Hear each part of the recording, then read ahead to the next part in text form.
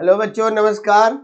आज मैं आप लोगों को थोड़ा सा फूल के बारे में बताता हूँ, फ्लावर के बारे में बताता हूँ। ठीक है। अब देखो, फूल के अध्ययन को क्या कहते हैं?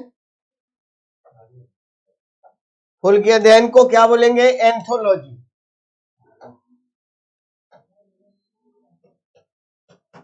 एंथोलॉजी। ठीक है। फूल के अध्ययन को क्या कहते हैं? एंथोलॉजी कहते हैं। अब देखो, फूल का निर्माण होता कैसे है? ठीक है। तो फूल का निर्माण कैसे होगा? तो ये आपको स्टेम, स्टेम यानी तना, और लीफ यानी पत्ती के सम्मिलित रूप को, संयुक्त रूप को हम लोग क्या कहते हैं? शूट, प्ररोह। और शूट जो है फूल का सेक्सुअल पार्ट है, यानी शूट जो है फूल का रूपांतरण है, यानी शूट से ही फूल का निर्माण होता है, जो पौधे का सेक्सुअल पार्ट है, लैंगिक पार्ट है।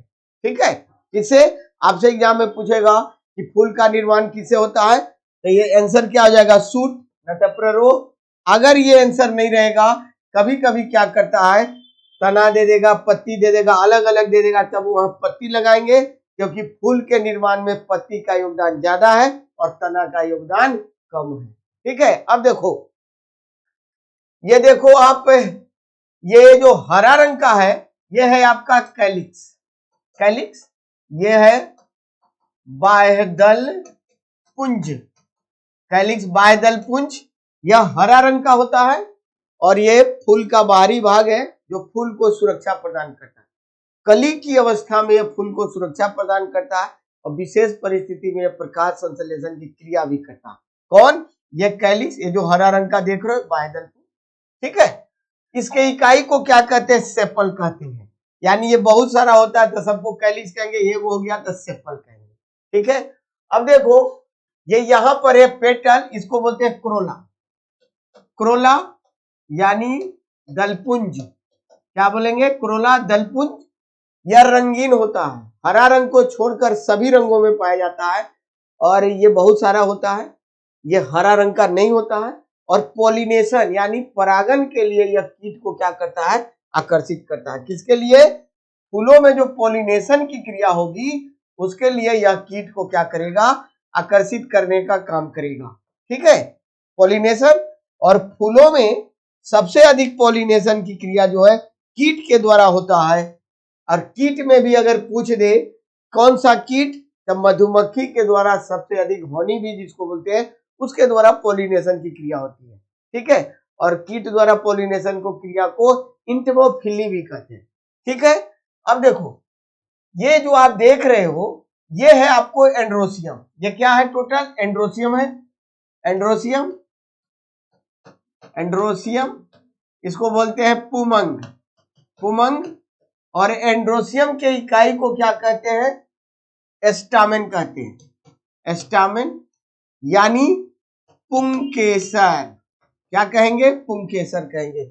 यानी एंड्रोसियम के इकाई को हम लोग एस्टामेन पुंकेसर कहते हैं। ठीक है। अब देखो, यहां पर मैं आपको एक एस्टामेन का मैं फिगर बना देता हूं।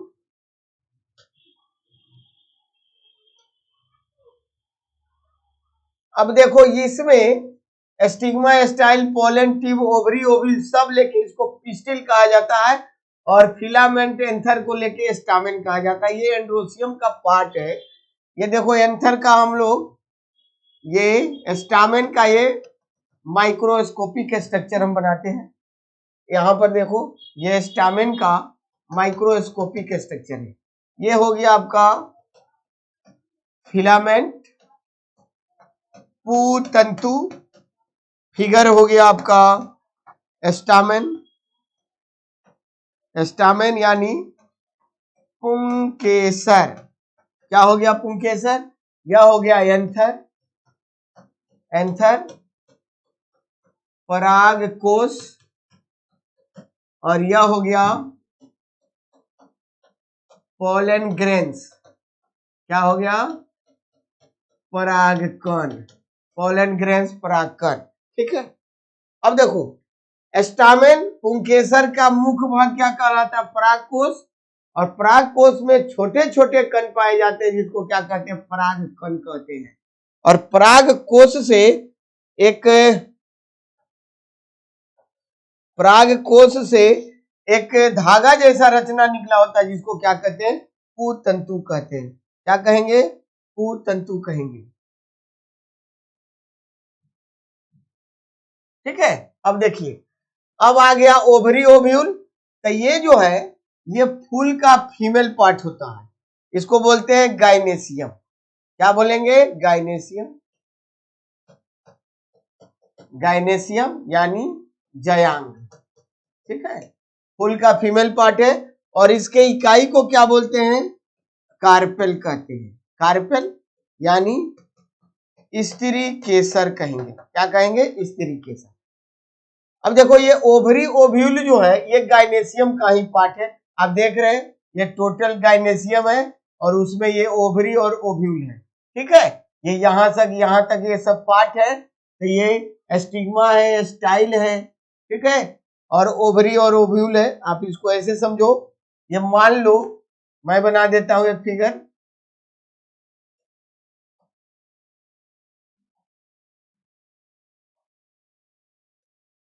ये हो गया स्टिग्मा। स्टिग्मा हिंदी इसका होता है वर्तिकाग्र। वर्तिकाग्र, यह हो गया स्टाइल।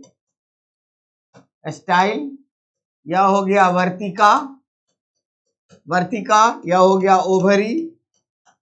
अंडाशय, अंडाशय, और यह हो गया ओव्यूल यानी बीजांड। बीजांड। ठीक है, अब देखो ये इसका ये फिगर हो गया आपका कार्पेल का। कार्पेल यानी स्त्री केसर। क्या हो गया, स्त्री केसर। तो स्त्री केसर का मुख्य भाग क्या कहलाता है, ओवरी। अंडाशय कहलाता है। अंडाशय में एक स्ट्रक्चर होता है जिसे बीजांड कहते हैं, ओव्यूल कहते हैं। ओवरी से ही फल का निर्माण होता है और ओव्यूल से, बीजांड से बीज का निर्माण होता है। इसको याद रखिएगा, पूछता है एग्जाम में फल का निर्माण किससे होता है, तो ओवरी से, और ओव्यूल से किसका, बीज का निर्माण होता है। ये ओवरी के ऊपर नलिकाकार रचना होती है जिसे स्टाइल कहते हैं, वर्तिका, और उसके ऊपरी भाग को स्टिग्मा कहा जाता है। ठीक है, और जयांग के इकाई को, गाइनेसियम के इकाई को क्या कहते हैं, कार्पेल कहते हैं। और एक फूल में बहुत सारे कार्पेल होते हैं। अब आप देखिए यहां पर, तब फूल दो प्रकार के हो गए। कौन कौन भाई, तो यूनिसेक्सुअल और बाइसेक्सुअल। एक लिंगी और द्विलिंगी। एक हो गया यूनि सेक्सुअल फ्लावर और दूसरा हो गया बाई सेक्सुअल फ्लावर। यह हो गया एक लिंगी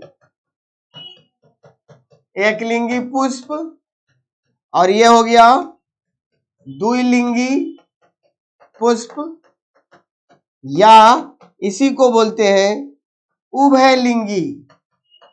उभयलिंगी पुष्प।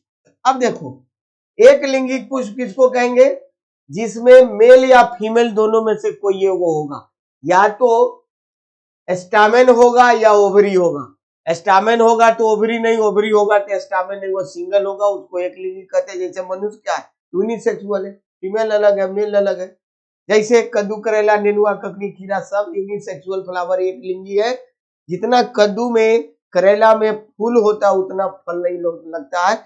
जिसमें फीमेल पार्ट होगा उसी में फल लगता है। और एग्जाम्पल लो पपीता। अब बहुत सारे पपीता का पौधा लगाते हो, उसमें देखिएगा एकाध पपीता का पौधा ऐसा हो जाता है जिसमें सिर्फ फूल लगता है, तो मेल फ्लावर है, और जिसमें फल लगा वो फीमेल फ्लावर है। तो दोनों अलग अलग है, तो यूनिसेक्सुअल फ्लावर हो गए। बाइसेक्सुअल, वैसा फूल जिसमें मेल और फीमेल यानी एंड्रोसियम और गाइनेसियम, पुंग और जयांग, यानी स्टामेन और ओवरी, यानी पुंग केसर और स्त्री केसर दोनों हो, उसको हम बाइसेक्सुअल, द्विलिंगी या उभयलिंगी कहते हैं। जैसे अड़हुल, गुलाब, सरसों, गेंदा, धतूरा, ये सब बाइसेक्सुअल फ्लावर के एग्जाम्पल्स हैं। क्लियर। अब आपसे पूछेगा कि सबसे बड़ा पुष्प और सबसे छोटा पुष्प, तो सबसे बड़ा फूल कौन होता है, रफलेसिया और नाल्डी, और सबसे छोटा पुष्प होता है वुल्फिया पंकटाटा। क्या होता है? सबसे बड़ा और सबसे छोटा। सबसे बड़ा हो गया रफलेसिया अर्नाल्डी और सबसे छोटा हो गया वुल्फिया पंकटाटा। तो थैंक यू।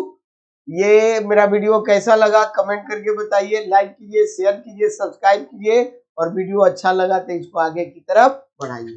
Thank you.